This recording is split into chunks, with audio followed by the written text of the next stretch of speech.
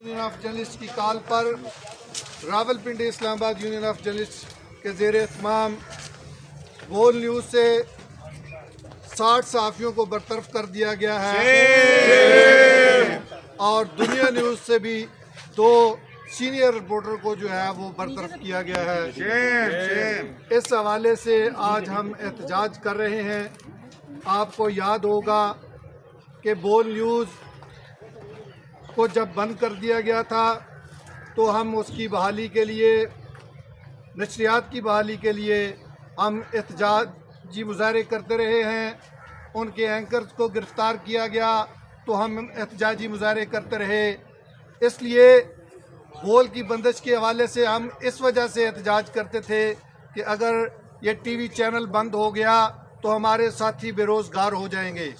لیکن جب سے یہ نئی انتظامیہ آئی ہے، نئی انتظامیہ نے یہ چینل خریدا ہے، تو تب سے ہمارے ساتھیوں کو نہ تو تنخواہیں دی جا رہی ہیں بلکہ ہمارے ساتھی جو ہیں پورے پاکستان سے تقریباً 60 سے زائد جو ہیں ان کو برطرف کر دیا گیا ہے۔